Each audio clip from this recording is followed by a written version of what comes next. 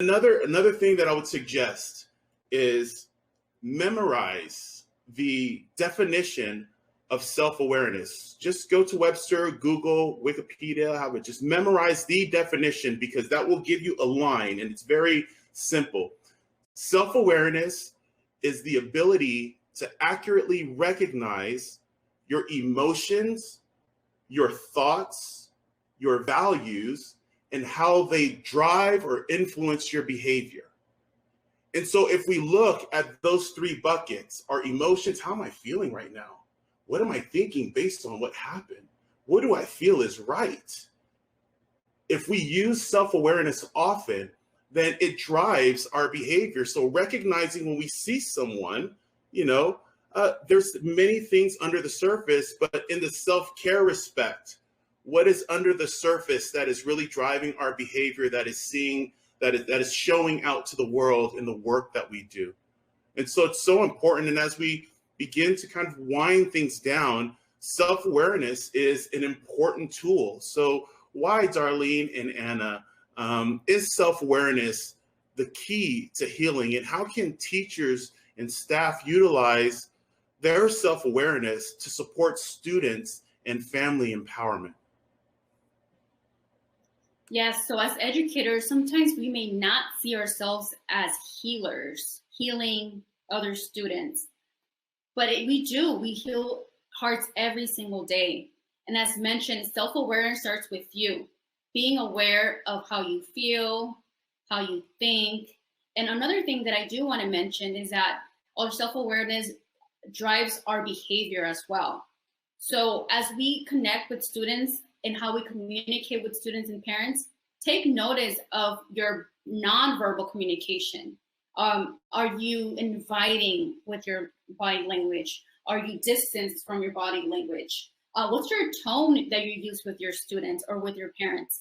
Sometimes we may have triggers. So maybe something that someone said triggered something in you, which made you react a certain way or respond a certain way. I would say react, because in that moment you're not really processing it, because you're still being triggered by that thing that's bothering you.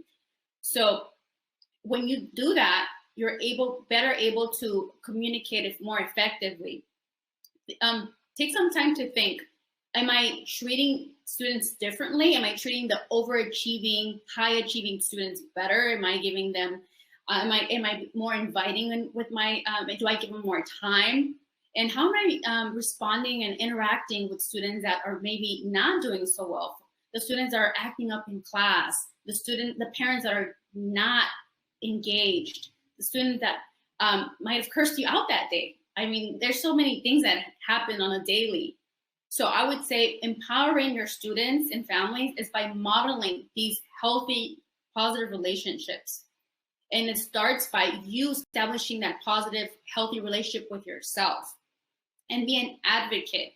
When you're an advocate for the need of mental health services, regardless of your position at the school, you could be an administrative assistant and realize, hey, this student, I see them upset. I've had the administrator assistant tell me, this student walked in and, she seemed pretty sad. I don't know what's going on. I noticed she's been wearing the same clothes for 2 days. So being that advocate, regardless of what your position is at the school, we're all equally as important. And also building trust. You empower people by creating trust in themselves, and then they're better able to trust others. And as we work together, we are stronger together, definitely. That's awesome. Thank you. Darlene? Yeah, so, like you all said, everything begins with self. And once we truly understand ourselves and how we show up in our daily lives, whether it be at home, in our professional role, even on our commute, right? It shows up. How are we? The way we relate to others.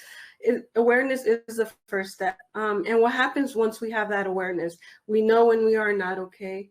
We understand our triggers. That is very important. We understand our needs versus our wants. We can differentiate between reactivity and response. Am I reactive or am I responding? We are able to identify our thought patterns. Oh, am I doing it again? The all or nothing thinking, the what ifs, or, like, am I overthinking in this moment? And we can acknowledge our mistakes and are open to growth. And I think that is also very important. And self-acceptance also comes with awareness. And we are able to, instead of projecting, we're able to accept ourselves. And ultimately, once we have this greater understanding of ourselves, we also have a very clear understanding what has shaped us, what has influenced us, impacted us to be who we are.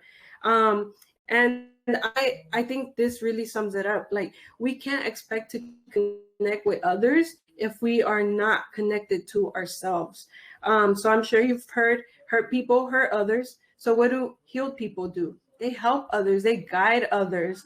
And you're able to empower your students very much in this way when you're on your own healing journey. And I think it's an ongoing process, because life has waves, like I've said it. We'll have high times, we'll have low times. It's just how we navigate through those times in our lives and how we show up. So that's why I think self-awareness is key, because first we must be able to go inward. Yeah, such powerful insight coming from both of you, and also people that are chatting in. Ignacio said it's important to make time to de-stress on campus. So we all see that, we can all snap and relate that making time for self-care and to decompress is really important for our existence and longevity in the work.